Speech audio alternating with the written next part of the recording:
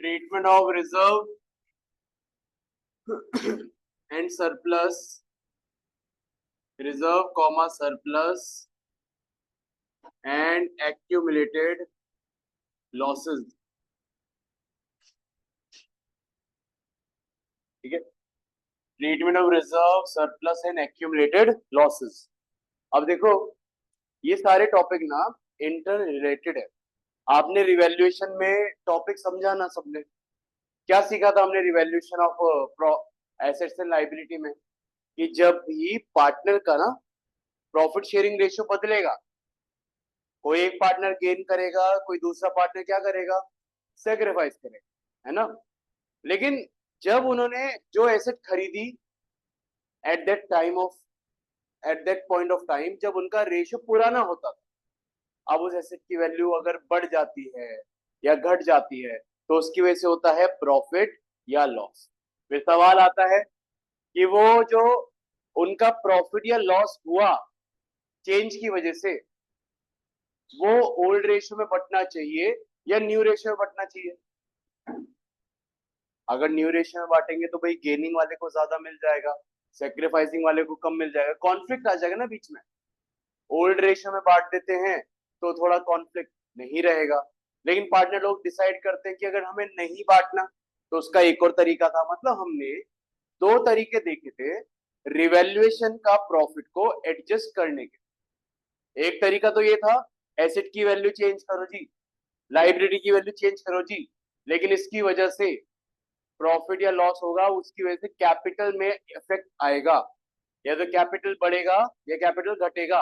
Simple आपका वो याद है अकाउंटिंग इक्वेशन वाला तरीका, asset is equal to liability plus capital, बताया था मैंने. एसेट बढ़ा तो प्रॉफिट की वजह से कैपिटल बढ़ा, एसेट घटा तो प्रॉफिट की वजह से कैपिटल घटा. इनका रिलेशनशिप कैसा है? Direct relationship. इकोनॉमिक्स भी पढ़ा था हमने थोड़ा सा. इसे क्या बोलते हैं? Direct relationship. कि अगर ये इसमें कुछ छेड़ाखानी हुई ना, सेम छेड़ाखानी कैपिटल में भी होगी.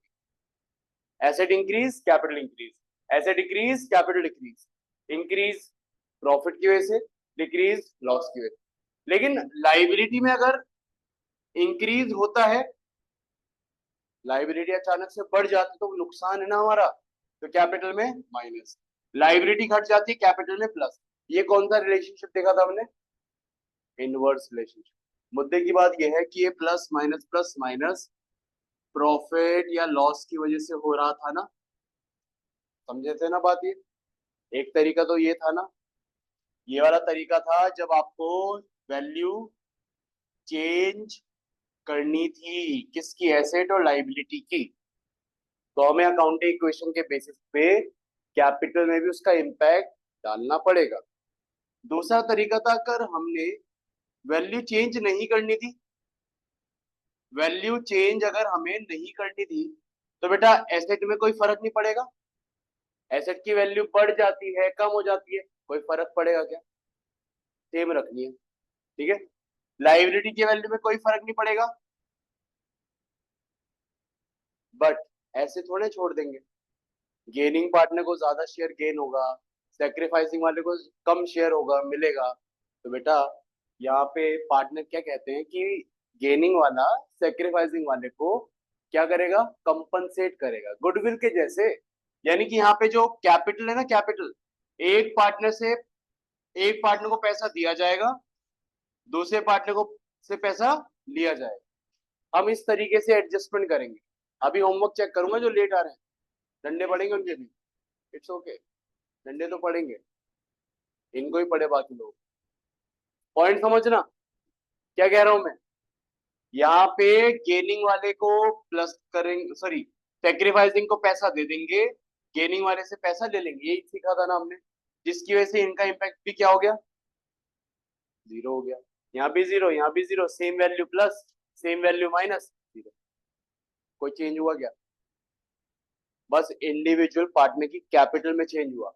एक की कैपिटल बढ़ गई, दूसरी कैपिटल सेम अमाउंट से घट गई, और कंबाइंड कैपिटल लेंगे ना, कैपिटल दोनों की सेम ही रहने. ये अभी तक हमने सीखा था रिवैल्यूएशन. क्यों मैंने ये दोबारा से रिकैप करवाया? बिकॉज इसमें भी वही फंडा ही तो है. मेरे को बताओ यार, व्हाट इज रिजर्व? क्या होता है रिजर्व? पैसा बचाना, फ्यूचर के लिए पैसा बचाना। पैसा बचाते कहाँ से हो? प्रॉफिट में से निकालते हो। अच्छा, अगर पैसा बचाते ना, प्रॉफिट से निकालते ना, तो पार्टनर डिस्ट्रीब्यूट कर लेते अपने प्रॉफिट शेयरिंग रेशियो में, हाँ या ना? यानी कि एक तरीके से देखा जाए, जो रिजर्व है या जो सरप्लस है, ये इसको बिजनेस स्टडीज में बोलते भी है, दिस इज रिटेन्ड अर्निंग। क्या बोलते हैं? कि बिजनेस में हमने रिटेन रहने दिया, रखा वापस, क्योंकि फ्यूचर में हमें अगर ग्रो करना है, फ्यूचर में और पैसा लगाना है, तो पैसा घर से लाने की जरूरत नहीं है, किसी से उधार मांगने की जरूरत नहीं है, हमारे बिजनेस में ही पैसा पड़ा है रिजर्व या सरप्लस के रूप में। इज दैट क्लियर ना? समझे? अब इसमें देखना, सिमिलर पॉइंट होगा, एग्जाम्पल से समझना भी, कोई लिखना मत, सिर्फ समझना भी है, लिखने वाला काम भी नहीं। मान लो आपके दो पार्टनर है, एक का नाम है चिंटू, एक का नाम है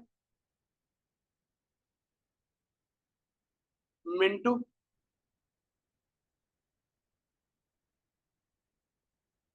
ठीक है, चिंटू मिंटू, इनका रेशियो पहले था 1:1। अब ये पिछले 5 साल से काम कर रहे थे, इन्होंने 5 साल में एक रिजर्व इकट्ठा कर लिया।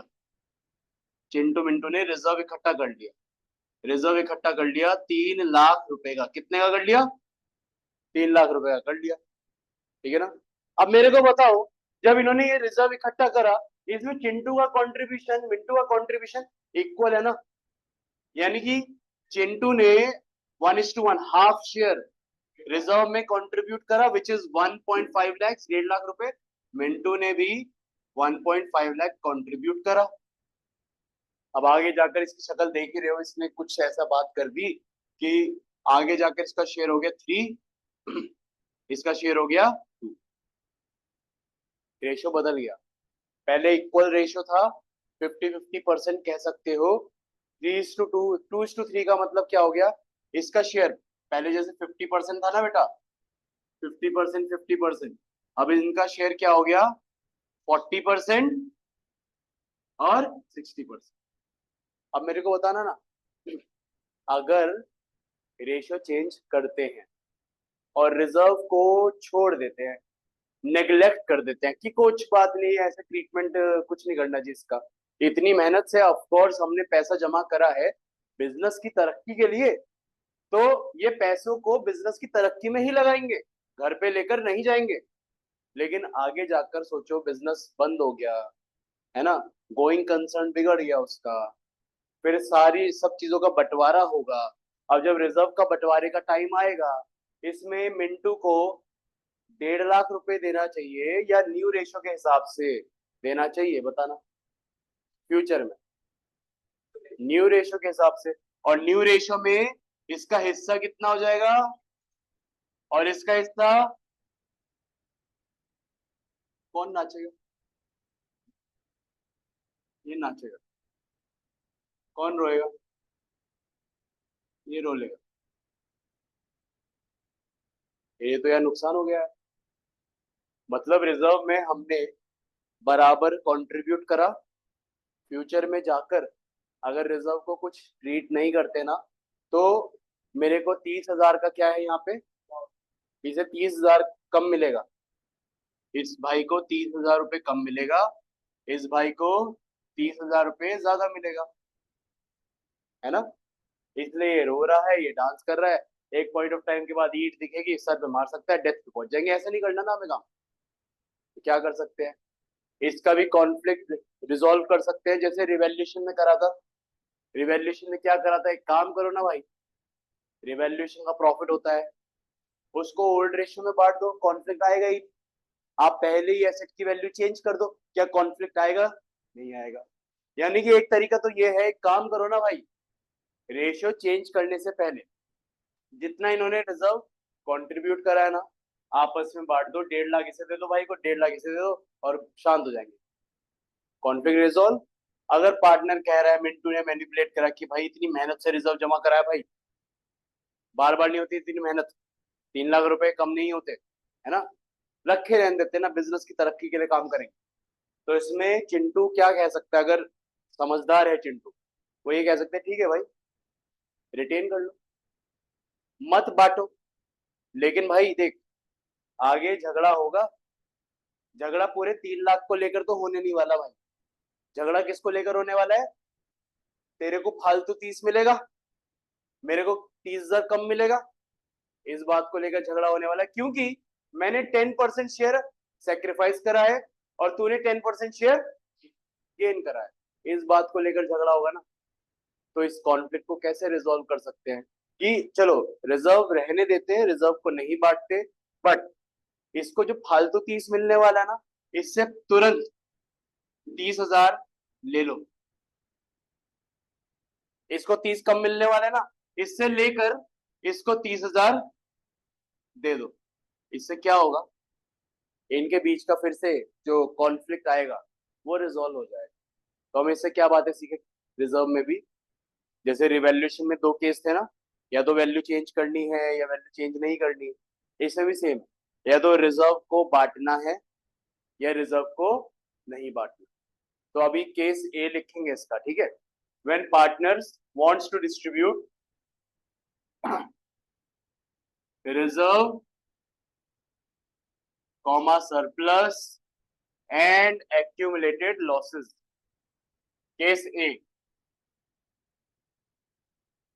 when partners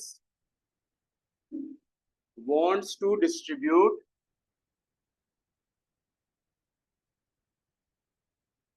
reserve comma surplus and accumulated losses, okay, ये केस ये है हमारा, जिसमें फर्स्ट पार्ट हम ना रिजर्व सरप्लस को देखते हैं। पहले रिजर्व एंड सरप्लस का बात करेंगे। अच्छा, रिजर्व सरप्लस के कोई एग्जांपल बता सकता है क्या? जैसे कि इसमें क्या क्या आ सकते हैं, जैसे जनरल रिजर्व आ सकता है ना। अच्छा, एक और रिजर्व होता है हमारा specific reserve. General reserve specific reserve का डिफरेंस पता है?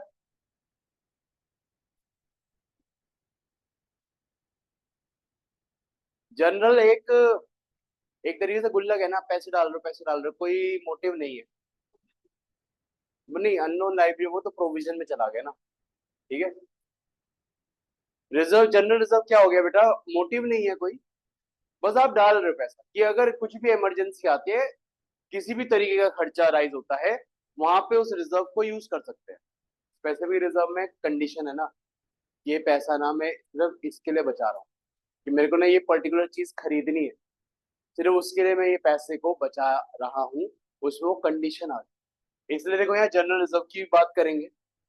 अब स्पेसिफिक रिजर्व का एक अलग मुद्दा है, उसकी भी हम बात करेंगे, उसकी हम बाद में बात करेंगे, ठीक है। स्टार मार्क कर दिया, इंपॉर्टेंट नोट में बात करेंगे।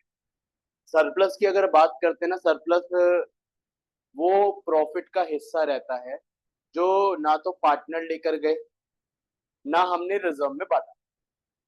इसको एक्चुअल रिटेन्ड अर्निंग कहते हैं। आपको बैलेंस शीट में दिख जाएगा, लिखा हुआ कहीं पे प्रॉफिट एंड लॉस, और ऐसे ब्रैकेट में लिखा हुआ क्रेडिट बैलेंस। ऐसे क्रेडिट बैलेंस देने का मतलब क्या है कि ये बताना चाह रहे हैं this is your sir. Is that clear? अब मेरे को बताना, ये आपको क्या करना है, पार्टनर को क्या करना है, ये डिस्ट्रीब्यूट करना है, बांटना है। तो इसे बांटने के लिए पहले तो बताओ, रिजर्व सरप्लस का बैलेंस डेबिट होता है या क्रेडिट होता है? डेबिट होता है। बेटा इनकम और गेन का बैलेंस क्या होता है? और ये रिजर्व सरप्लस बना कहां से है? तो इसका ही बैलेंस क्या होगा? समझे ना बात ये? तो इसका बैलेंस क्या होगा? क्रेडिट, समझे। रिजर्व सरप्लस का बैलेंस होता है क्रेडिट, तभी ये बैलेंस शीट के ना लाइबिलिटी साइड शो करते हैं, बिकॉज लाइबिलिटी साइड में जाते हैं सारे के सारे क्रेडिट बैलेंस, एसेट साइड में जाते हैं सारे के सारे डेबिट बैलेंस, ये याद रखें, ठीक है। चलो, अभी यहाँ पे क्रेडिट बैलेंस है, बांट रहे हो, डिस्ट्रीब्यूट कर रहे हो, यानी किताब से हटाओ। किताब से हटाओगे तो क्या करना पड़ेगा क्रेडिट को हटाने के लिए? क्रेडिट को जीरो करना है, उसका उल्टा करोगे, डेबिट करोगे।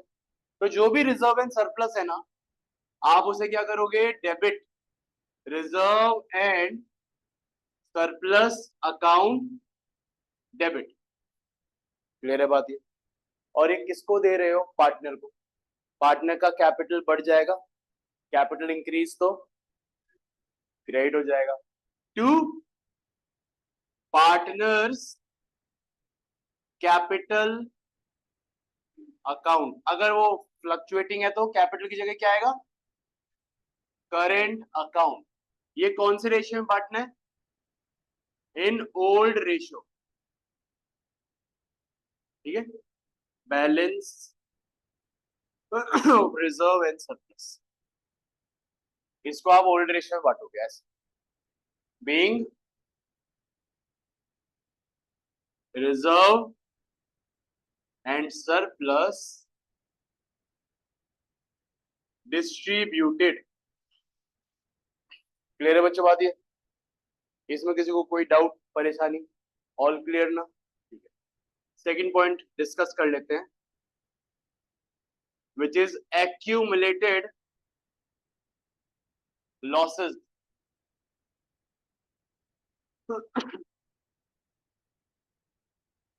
सेकंड पॉइंट है accumulated losses।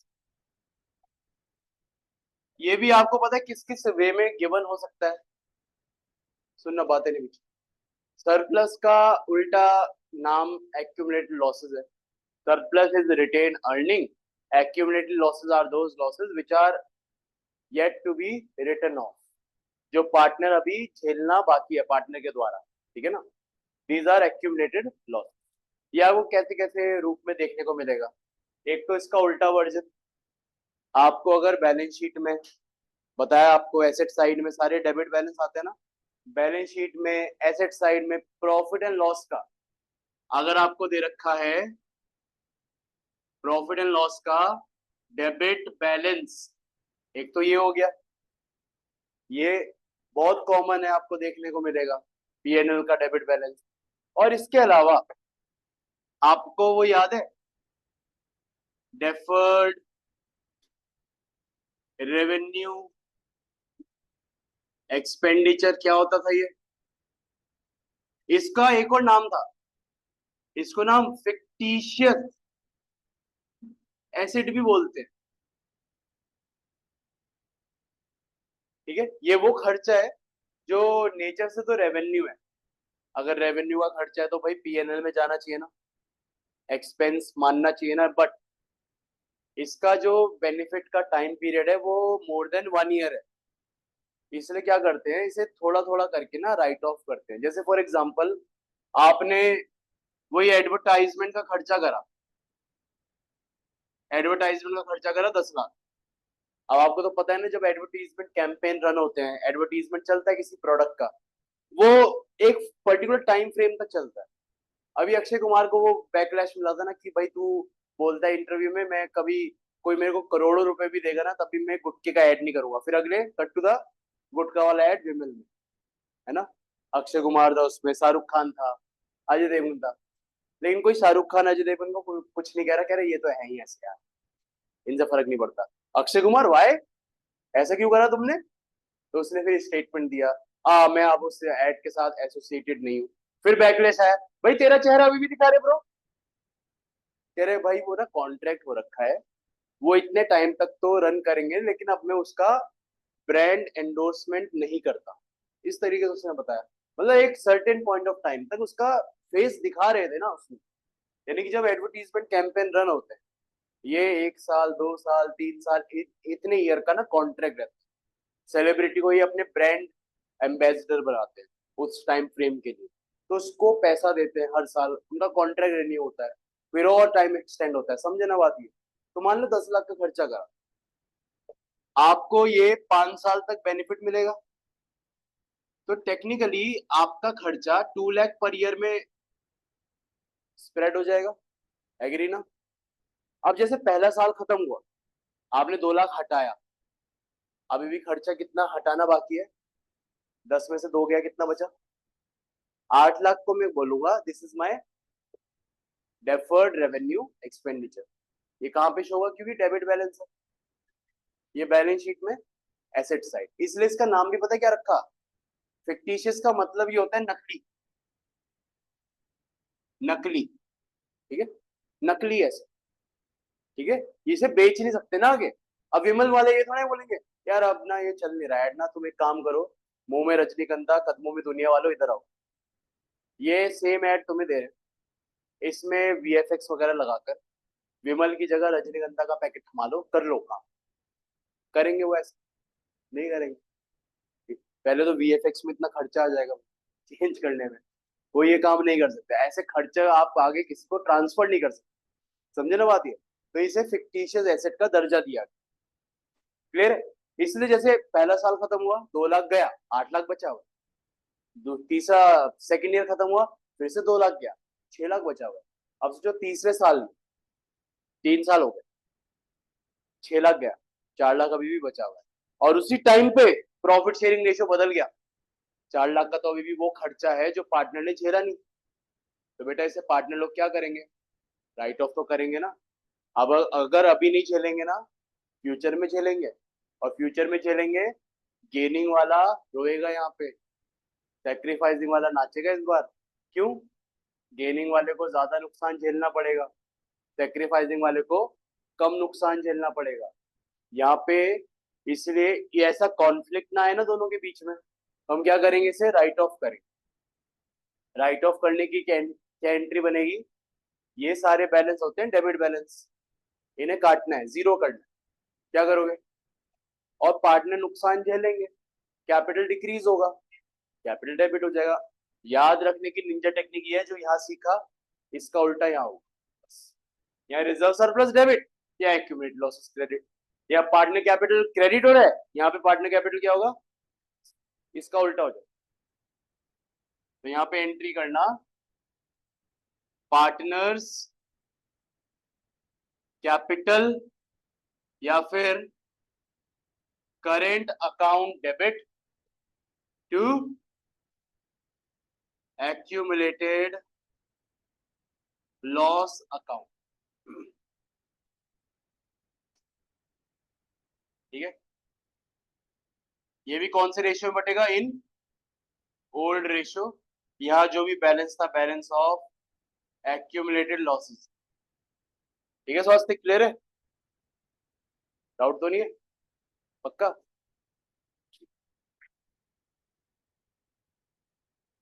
हाँ, कान बहुत तेज है मेरे।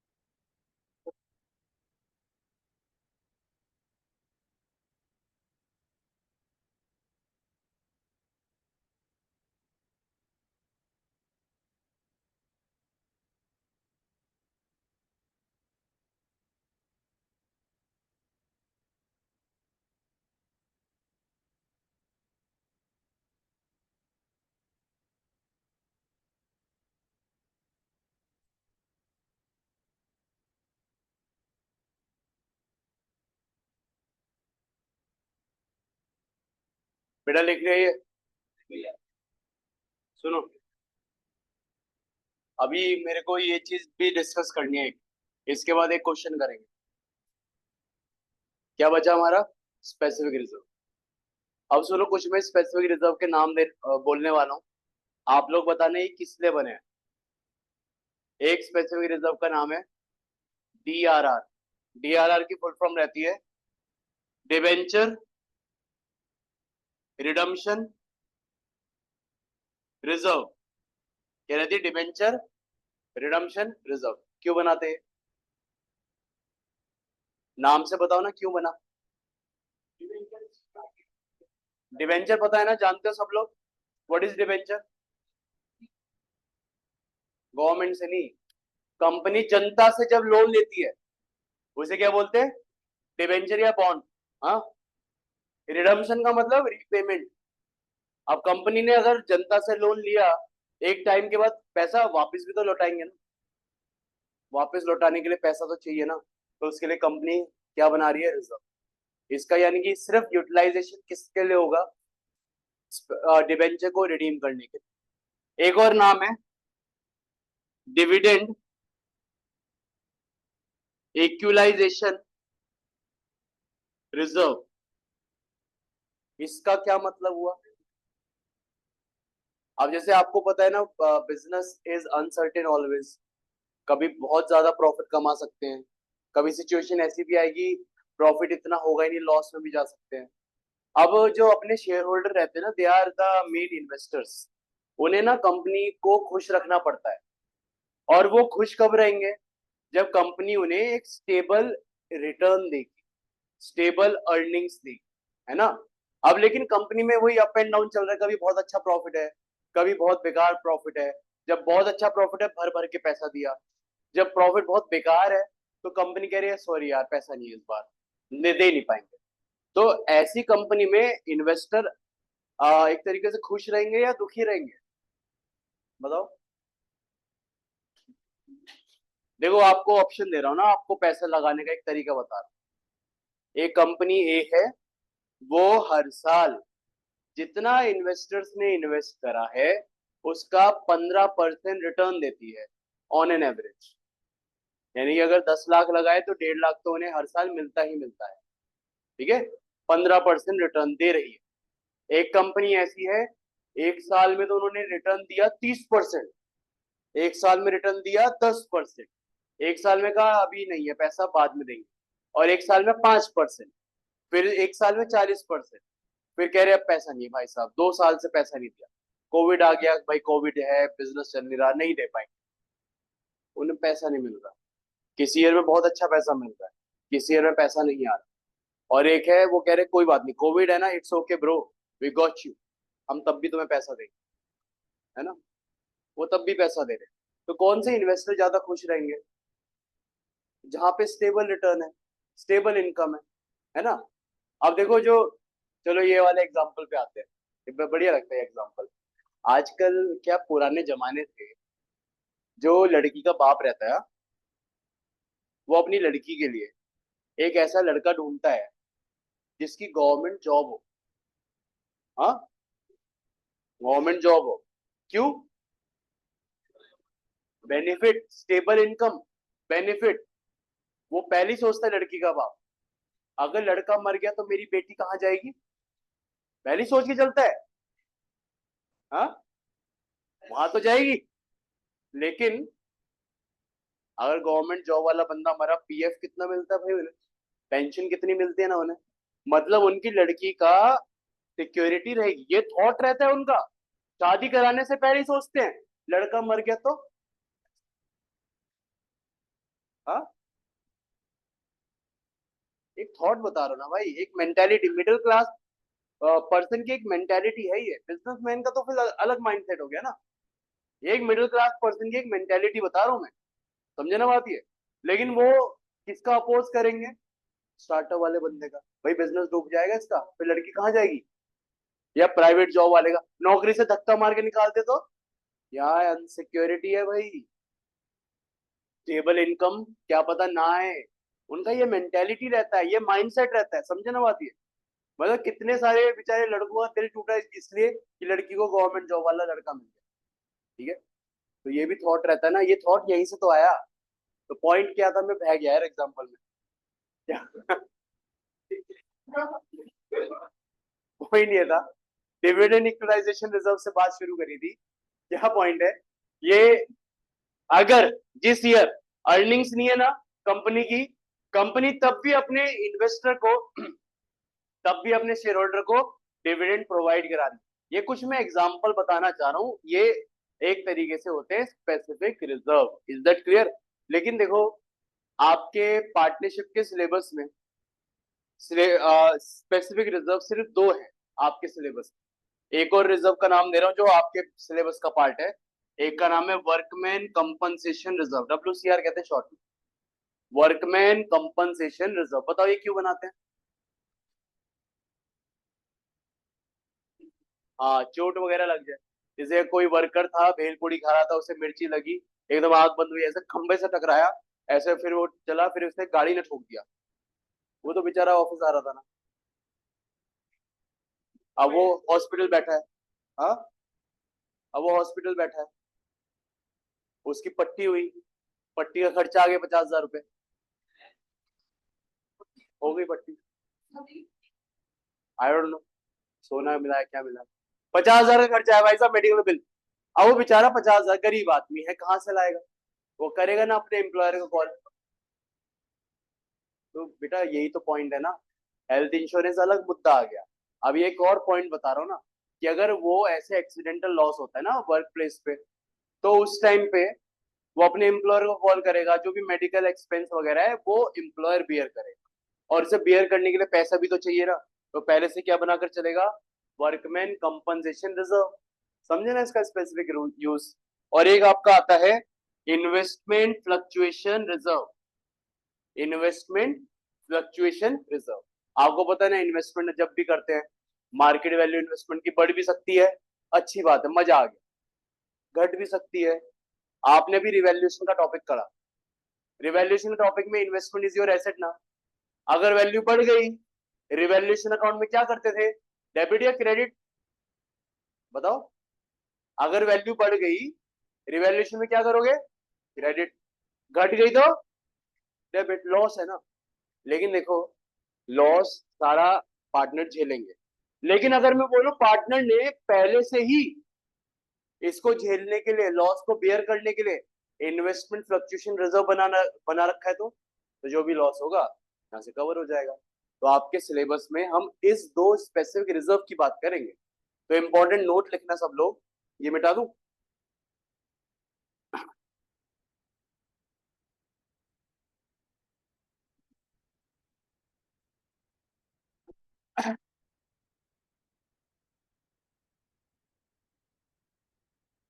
इसमें इंपॉर्टेंट नोट लिखना, ट्रीटमेंट ऑफ, तो क्या हुआ, होमवर्क करके लाया तू, शांति से बैठा है। ट्रीटमेंट ऑफ स्पेसिफिक रिजर्व,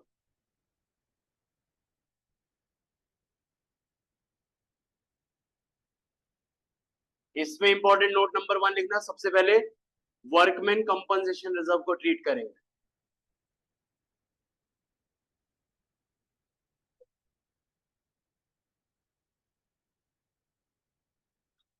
अब सुनो, देखो है तो ये रिजर्व ही, ट्रीटमेंट ऑलरेडी रिजर्व की मैं बता चुका हूँ, उसे ओल्ड रेशियो में बांटना है, लेकिन अब इस पे मुद्दा सारा किस चीज का आता है, क्लेम का। सोचो ना, अगर आपके पास, एग्जाम्पल लेकर चलेंगे, ठीक है, इसके लिए मैं एग्जाम्पल ले लेता हूँ कि आपके पास लेट से वर्कमैन कंपनसेशन रिजर्व है पहले से 60,000, ओके, पहले से 60,000। आपके जो पार्टनर है ना, ए और बी, उनका रेशियो है 1:1, ये एग्जाम्पल लेकर चल रहा है। सोचो, अगर आपके पास 60,000 का पहले से रिजर्व है, अब सारा मुद्दा क्लेम का है, और पहला सिचुएशन ऐसा आता है कि मान लो कोई क्लेम ही नहीं है, if there is no claim at the time of change in profit sharing ratio, कोई एम्प्लॉय इंजर्ड नहीं हुआ, कोई वर्कर क्लेम नहीं मांग रहा, तो इस सारा का सारा रिजर्व फ्री हो गया ना। तो ये सारा का सारा रिजर्व किसको देना चाहिए, पार्टनर को दे दे, तो कोई क्लेम ही नहीं मांग रहा ना, सारा रिजर्व किसका है, पार्टनर का है, तो इसे बांट दे। मेरे को बताओ बांटने की एंट्री क्या करेंगे, workman compensation reserve debit, partner कौन कौन है, A, to A's capital account to B's capital account, कितना अमाउंट था, 60,000, 1:1 रेशियो है, 50 इसको मिल जाएगा, सॉरी 30 इसको मिल जाएगा, 30 इसको मिल जाएगा। इसमें कोई किसी को शक? इजी। अगर मैं बोलूं इफ देर इज क्लेम, बेटा क्लेम तो है, अब क्लेम का भी अलग केस है। अगर मान लो इसमें क्लेम है और कोइंसिडेंटली क्लेम की जो वैल्यू है ना वो वर्कमैन कंपनसेशन रिजर्व के बिल्कुल बराबर है, बिल्कुल बराबर, इक्वल। 60 का ही रिजर्व था, 60 का ही क्लेम आ गया। अब इस केस में क्या करेंगे? पार्टनर को कोई चीज मिलेगी क्या? 1 रुपए नहीं मिलेगा उसे। लेकिन हम इस केस में पता है क्या करेंगे? क्लेम आया ना अभी, पेमेंट थोड़ी करा आपने, पेमेंट करना है ना फ्यूचर में। यहाँ पे आपकी जो रिजर्व था ना, reserve, now it is has converted into your liability, कि अभी नहीं देंगे पैसा, बाद में कभी दे देंगे। आपने क्लेम को क्या करा है? एक्सेप्ट कर लिया है, ठीक है ना। तो इस केस में एंट्री क्या बनाएंगे? रिजर्व तो गया पूरा, वर्कमैन कंपनसेशन रिजर्व क्या हो जाएगा फिर से? डेबिट। और ये किस पे कन्वर्ट हो गया? वर्कमैन के कंपनसेशन के क्लेम में या लाइबिलिटी में। इसको बोल सकते हो आप टू वर्कमैन कंपनसेशन लाइबिलिटी, या फिर to claim on workman compensation. एक ही बात है, दोनों का नेचर क्या है बेटा? लाइबिलिटी। तो वर्कमैन कंपनसेशन रिजर्व तो गया ना पूरा 60,000, और ये कहां पे चला गया? आपके लाइबिलिटी में चला गया। इसमें किसी को कोई शक? पार्टनर को कुछ नहीं दिया, सारा का सारा लाइबिलिटी में डाल दिया। ओके। अच्छा सोचो, अगर वर्कमैन कंपनसेशन रिजर्व आपके पास होता ही ना, अचानक से एक लाइबिलिटी पैदा हो गई जिसकी वैल्यू पहले 0 थी, अब लाइबिलिटी आ गई, तो ये सारा लाइबिलिटी का नुकसान कहाँ पे कवर होता? हाँ, क्या पढ़ा इससे पहले कॉन्सेप्ट हमने थर्सडे को? तभी कह रहा हूँ होमवर्क करके आया करो। कॉन्सेप्ट 3 क्या करा था? हाँ, रिवैल्यूएशन, पूरा कॉन्सेप्ट का नाम बताइए। रिवैल्यूएशन ऑफ, ये लाइबिलिटी नहीं है क्या? रिजर्व ना होता, अचानक से लाइबिलिटी बढ़ गई, रिजर्व की जगह यहाँ पे क्या आता? नुकसान कहाँ पे जाता है यार?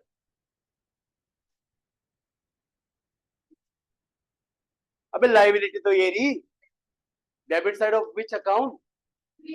हाँ ये बोलो ना फिर, ये भूल गए। इसलिए कह रहा हूँ होमवर्क करा करो जितने दे रहा हूँ क्वेश्चन। कार्तिक तो ऐसे ब्लैंक बैठा हुआ है ना। आगे समझ में, पॉइंट समझे ना?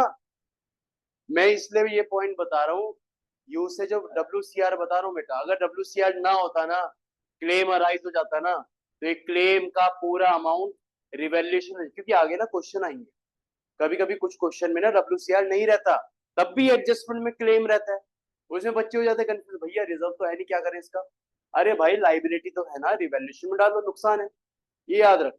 अगला पॉइंट, कि क्लेम है लेकिन उसकी वैल्यू WCR से ना कम है। लेट से क्लेम था 40 का और WCR आपका कितना था? 60 का था। अब इस केस में क्या होगा? 60 में से 40,000 तो लाइबिलिटी में चला जाएगा, बाकी का 20,000 पार्टनर में बांट देंगे। तो एंट्री क्या बनेगी? WCR debit to workman compensation liability. 60,000 reserve से गया, 40,000 की लाइबिलिटी बन गई, जिसमें से बाकी का 20,000 ए को और बी को मिलेगा। तो लिखना टू ए कैपिटल अकाउंट और टू बीज कैपिटल अकाउंट। 20,000 का 1:1, 10,000 10,000। कोई दिक्कत है क्या यहाँ पे किसी को? ऑल क्लियर ना? लास्ट केस, लास्ट केस थोड़ा सा मैं इधर कर रहा हूँ, उधर जगह से नहीं बची हो। लास्ट केस क्या होगा? क्लेम की वैल्यू ज्यादा है, WCR की वैल्यू कम है। अब लास्ट केस में क्या करोगे? मान लो WCR 60 का था, क्लेम आ गया 80,000 का, रिजर्व 60 पड़ा है, 80,000 का क्लेम। अभी आपको हिंट दिया था, टॉपिक बताया था, 80 में से 60 तो कवर हो गया ना, 20 नहीं हो पा रहा कवर बेटा। तो 20,000 क्या हो गया, नुकसान हो गया। कहाँ पे जाएगा नुकसान,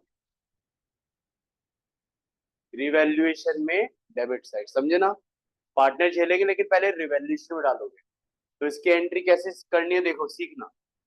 WCR तो गया ना पूरा, WCR डेबिट पूरा 60,000 से। वर्कमैन कंपनसेशन लाइबिलिटी क्रिएट होगी पूरे 80,000 से। तो वो एक्स्ट्रा जो 20,000 है वो चला जाएगा रिवैल्यूएशन अकाउंट में, डेबिट साइड। ओके, 60 में से 80,000 में से 60,000 रिजर्व से कवर हो गया। जो कवर नहीं हो पाया वो 20,000 कहाँ पे डाल दिया, लॉस रिवैल्यूएशन। और आगे जाकर रिवैल्यूएशन का लॉस कौन झेलेंगे, ये इसके सारे केस। क्लियर है, कर लेंगे अभी लास्ट वाले केस में। बेटा वही पॉइंट है ना, जैसे आपने पहले रिजर्व 60 का क्रिएट कर रखा है, लेकिन उस पर क्लेम अराइज 80 का हो गया। अब सोच अगर रिजर्व ही ना होता, सारा क्लेम लॉस होता, लाइबिलिटी है, रिवैल्यूएशन में डालती ना। रिवैल्यूएशन में डालने से तो बचने रिजर्व की वजह से, बट यहाँ पे नहीं बच पाएंगे। 80 में से 60 तो कवर होगी रिजर्व से, बाकी जो कवर नहीं हो पाया वो लॉस रिवैल्यूएशन हो जाएगा। It is like that. ठीक है,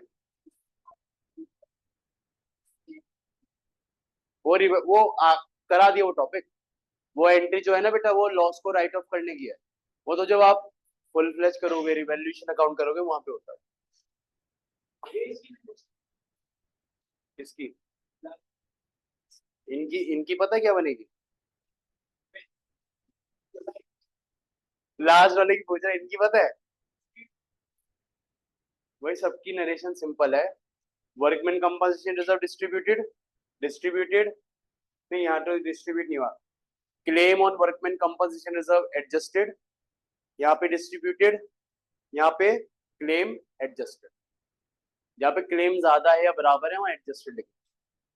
अब सुनो, आपको होमवर्क दे रहा हूँ, एक क्वेश्चन दे रहा हूँ मैं, करके लाना है। जब अभी कराया ना ये, उसी से रिलेटेड क्वेश्चन दे रहा हूँ अभी। यस,